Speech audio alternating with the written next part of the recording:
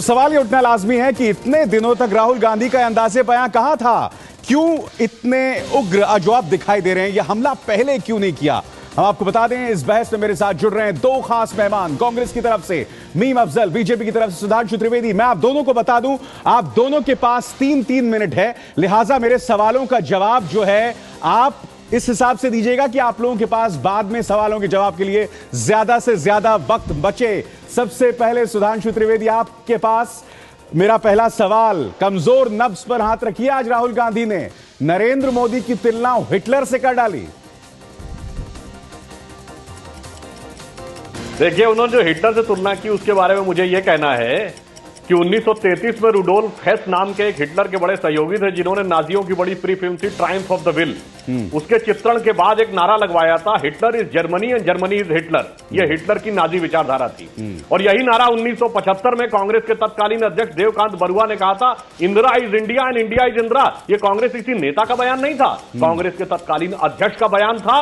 अतः यह कांग्रेस का आधिकारिक बयान था और आज तक उसका खंडन नहीं हुआ है। जी है कि भारत की राजनीति में हिटलर की विचारधारा का प्रतिनिधित्व कौन करता है? मीम अफजल, हुजूर आते आते बहुत देर कर दी। आज जो तेवर हमने राहुल गांधी के देखे वो अब तक कहां गायब थे? क्या हुआ इतनी देर से? नींद से क्यों जागे राहुल गांधी?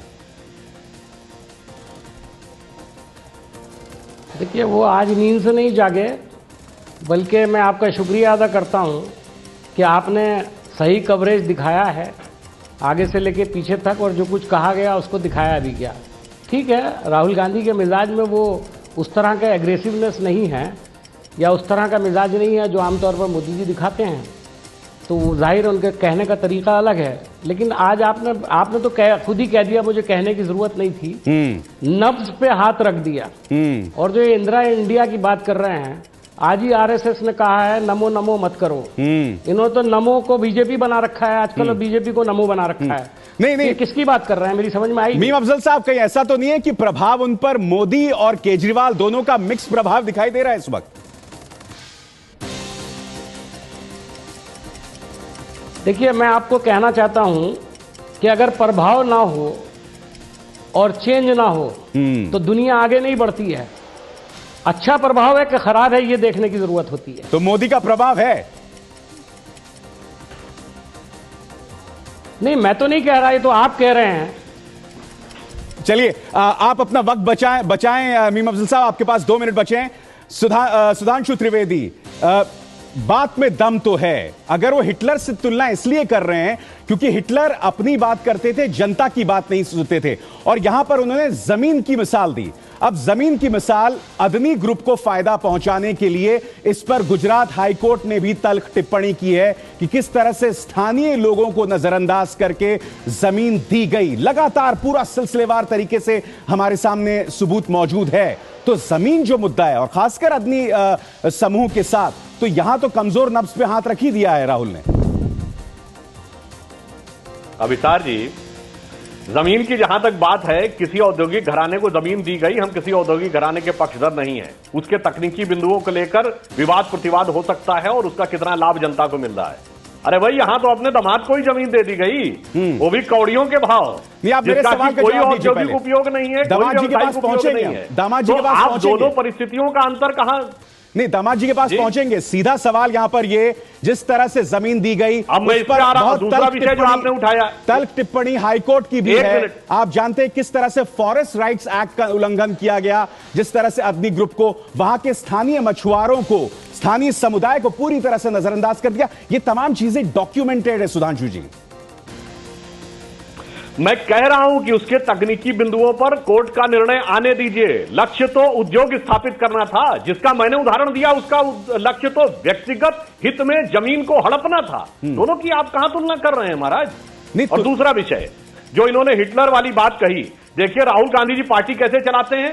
ताल कटोरा के स्टेडियम में कार्यकर्ताओं के बीच में प्रधानमंत्री को आदेशात्मक शैली में कहते हैं कि 3 सिलेंडर होने चाहिए, हो जाता है। आके फाड़ देते हैं अध्यादेश और वो बदल जाता है। आप ये बताइए, नरेंद्र मोदी जी कहेंगे कहते हैं कि पार्टी का निर्णय में हस्तक्षेप होना चाहिए। पार्टी का जो निर्णय हो रहे हैं वो पार्टी की व्यवस्था के अनुसार हो रहे हैं। हम इस मुद्दे पे रहते हैं। अदनी ग्रुप को जिस तरह से जमीन दी गई, उसमें पर्यावरण मंत्रालय ने साफ तौर पर कहा है कि किस तरह से प्रोसीजर्स को बाईपास किया, जनता की सुनवाई नहीं की गई, कंस्ट्रक्शन एक्टिविटी से लगातार समुद्र दूषित होता रहा। ये तमाम चीजें पर्यावरण मंत्रालय की ऑब्जर्वेशन है। तो ये तमाम चीजें तो हुई, अदालत की बात तो बाद में आती है यहां पर सुधांशु जी। अभिसार जी, यहां पर विषय एक विशेष जमीन के तकनीकी, पर्यावरण और पक्ष की बहस करना है या राहुल और मोदी जी के विषय पे? आप विषय को एकदम एक तकनीकी पक्ष पे ले जा रहे हैं, फिर आप तकनीकी विशेषज्ञों को बैठा के बहस करिए। मीम अफजल साहब, इसका जवाब देना चाहेंगे आप? नहीं, मैं कुछ जवाब, इसमें कोई खास जवाब नहीं बनता है। आपने अच्छा खासा हमसे सवाल कर लिया, मेरा वक्त जाया ना करें तो अच्छा है।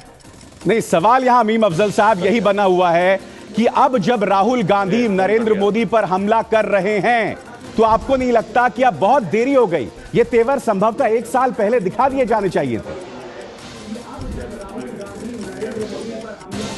देखिए, अगर आप समझते हो कि तेवर दिखाने से राजनीति चलती है तो मैं उसको मानता नहीं हूं। मैं तो ये बात कहना चाहता हूं कि आज वो गुजरात गए और उन्होंने इनकी तमाम दुखती हुई रगों की एक ऑपरेशन कर दिया और आवाम को दिखा दिया कि कहते क्या हैं, करते क्या हैं। कुछ लोग पहले भी कह रहे थे, हम तो कई साल से हमारा जो लोकल यूनिट है ये सब बातें बता रहा था। और आज राहुल जी बोले हैं, जाहिर है कि उन्होंने पूरा चेहरा दिखाया कि नरेंद्र मोदी जी कहते क्या है, कुछ है। दूसरी अहम बात ये, आपने राहुल जी के भी सवाल उठाया कि वो ताल कटोरा फलाना ढिमका।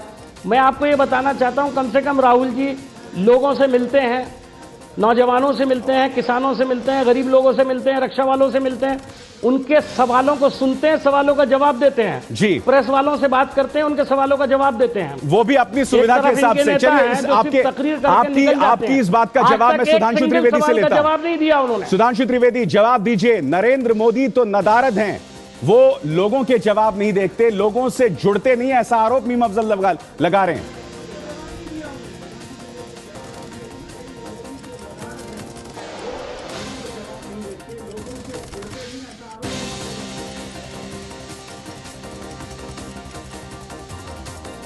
जी जमीन से उठकर आए हैं और क्रमशः बढ़ते हुए वहां तक पहुंचे हैं जहां तक उनको पहुंचना चाहिए। और अगर वो जमीन से नहीं जुड़े हुए हैं और वो जवाब नहीं दे रहे हैं, तो गुजरात की जनता हो या अभी जो भारतीय जनता पार्टी को राज्य विधानसभा में सफलता मिली है, वो किस आधार पर मिली है? इसलिए यह प्रश्न तो अप्रासंगिक है कि एक लोकतांत्रिक राजवंश में अधिनायकवादी प्रवृत्ति से चलाने वाले नेता की तुलना एक नितांत साधारण परिवार से उठकर अपने सामर्थ्य के आधार पर, क्षमता के आधार पर ऊपर पहुंचने वाले व्यक्ति से आप कैसे कर सकते हैं? यह तुलना कैसे हो सकती है मीम अफजल साहब? आपको नहीं लगता कि इस तुलना में राहुल गांधी कहीं पिछड़ जाते हैं? तो इससे साफ बात जाहिर हो गई कि जमीन से उठकर आए और ऊपर आने के बाद अब वो मतलब वो एक्सेसिबल नहीं है। ये तो बात क्लियर हो गई ना। मगर सवाल ये, राहुल गांधी आपको लग रहा है इसके जरिए हासिल क्या करना चाह रहे हैं मीम अफजल साहब?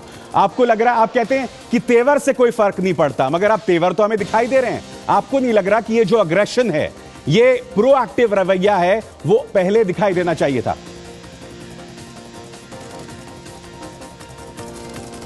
देखिए, मेरा ये कहना है कि एज ए होल अगर आप देखेंगे तो हमारी पूरी जो कैंपेन है, हमारा जो पूरा तरीक़ाकार है, वो लोगों के सामने है। हम लोगों से जाते हैं, बात करते हैं, हम प्रोग्रामों पे करते हैं। हम लोग किसी पर जाती किस्म के हमले नहीं करते। आज भी सवालों को लेकर के राहुल जी ने जो बातें कही हैं, वो कहीं जाती हमला नहीं किया, उन्होंने सिर्फ इश्यूज की बात की है। चलिए मीम अफजल साहब, आपका वक्त यहां खत्म होता है। उनको बादशाह सलामत नहीं कहा है, जिस रोजाना शहजादा। जी, आपका वक्त खत्म होता है यहां पर। सुधांशु त्रिवेदी, न सिर्फ हिटलर से तुलना, बल्कि सरदार पटेल, जो कि इस वक्त संभवतः आपके सबसे बड़े ब्रांड एक तरह से कहा जाएंगे, उस मुद्दे पर भी उन्होंने हमला किया कि सरदार पटेल तो पूरी तरह से आरएसएस की विचारधारा के उलट थे, बिल्कुल मुख्तलिफ थे उनके।